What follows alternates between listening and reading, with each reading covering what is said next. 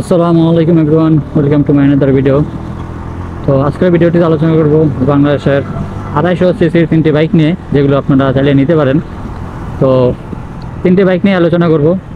তো সম্পূর্ণ ভিডিও যেরকম সাথে থাকুন, চলুন আর দেরি না করে ভিডিওটি শুরু করি।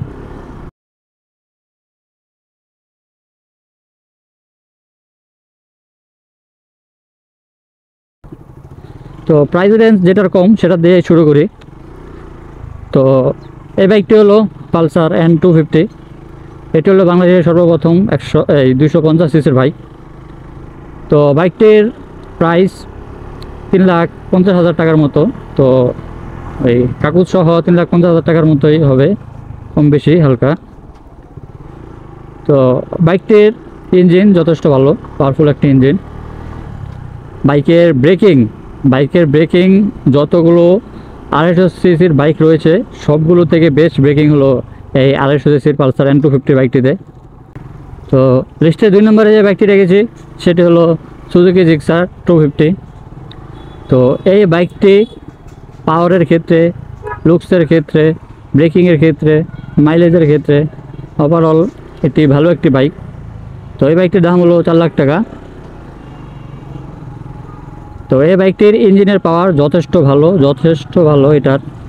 আজকে যে তিনটা বাইক নিয়ে আলোচনা করব সেই তিনটে বাইক থেকে সুজুকি জিক্সার 250-র পাওয়ার সবচেয়ে বেশি। ইঞ্জিনের রেডি পিক আপ, তারপর টপ স্পিড, তারপর 0 to 100, এক কথায় সব কিছুতে ইঞ্জিনের ক্ষেত্রে এই বাইকটার পাওয়ার সব থেকে বেশি।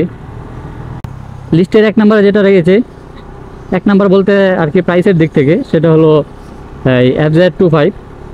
ওটার দাম হলো 4,10,000 টাকা। তো 4,10,000 টাকার অনুযায়ী FZ25 এই বাইকটা মোটামুটি ভালো, বাইকের মাইলেজও ভালো। এই তিনটা বাইক থেকে ওটার মধ্যে মাইলেজ সবচেয়ে বেশি, বাট ইঞ্জিনের আবার পাওয়ারের দিক থেকে ওটা একটা পিছিয়ে থাকবে। তো ফার্স্টে তিনটা বাইকে খুঁটিনাটি বললাম, এখন বলে কোন বাইকের বিশেষত্ব কোনটা ভালো দিক কি। তো পালসার N250 এই বাইকটার ভালো দিক বলতে এটার প্রাইসটা কম। অন্যান্য বাংলাদেশে যে কয়টা 250 সিসির বাইক রয়েছে, তো এই পালসার N250-র বাইকের প্রাইসটা সবচেয়ে কম। এবং এই বাইকের ব্রেকিং বলেন, তারপর এই মোটামুটি লুকস, আর পালসার N250-র হেডলাইটের যে আলো, সেটা বাংলাদেশে যতগুলো বাইক রয়েছে সব থেকে বেস্ট হেডলাইটের হচ্ছে এই পালসার N250 বাইকে। আলো যথেষ্ট ভালো। আপনি সিটে রাইড করেন বা হাইওয়েতে রাইড করেন, মানে কোনো প্রকার ফগ লাইট আপনার লাগবেই না। ওটার স্টক হেডলাইটেই মানে যে পরিমাণ আলো। তারপর এই জিক্সার 250 বাইকের পালসার N250 বাইকের আবার ব্রেক সবচেয়ে ভালো। এই যে তিনটা বাইক রয়েছে জিক্সার এবং FZ, ওগুলো থেকেও পালসার N250 বাইকের ব্রেকিং সবচেয়ে ভালো। অন্য দুটার যে আবার বেশি খারাপ ওরকম না, মানে বাকি দুটার থেকে পালসার N250 বাইকটা এগিয়ে থাকবে ব্রেকের ক্ষেত্রে। তারপরে সুজুকি জিক্সার 250 জিক্সার বাইকের সবচেয়ে বেস্ট দিক হলো এটার ইঞ্জিনের পাওয়ার যথেষ্ট ভালো, প্লাস লুকিংও ভালো, মাইলেজও মোটামুটি ভালো। তো মোটামুটি ওভারঅল জিক্সার 250 মানে এক কথায় প্রাইস ভ্যালু হিসাবে বেস্ট। তারপর হচ্ছে FZ25-এর সবচেয়ে ভালো দিক হলো এটার মাইলেজ। তো এটার ইঞ্জিনের পারফরমেন্স মানে অন্যান্য বাইকের তুলনায় একটু ইঞ্জিনের শক্তিটা একটু কম, বাট এই কারণে এটার মাইলেজের এটা একটু বেশি। এটা মাইলেজ এভারেজ একটু ভালো দেয়, 35 থেকে এভারেজ 40 দেয়। তো 250 সিসি বাইকে 35 থেকে 40 মাইলেজ মানে অনেক। আর ব্রেকিং এবং কমফোর্টও মোটামুটি ওইটার ভালো। তারপর হচ্ছে আফটার সেলস সার্ভিস।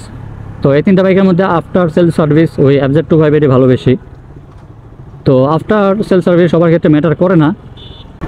তো এই তিনটা বাইকের মধ্যে কার জন্য কোনটা বেস্ট হবে, তো সেটা একটু আপনাদেরকে জানিয়ে দিই।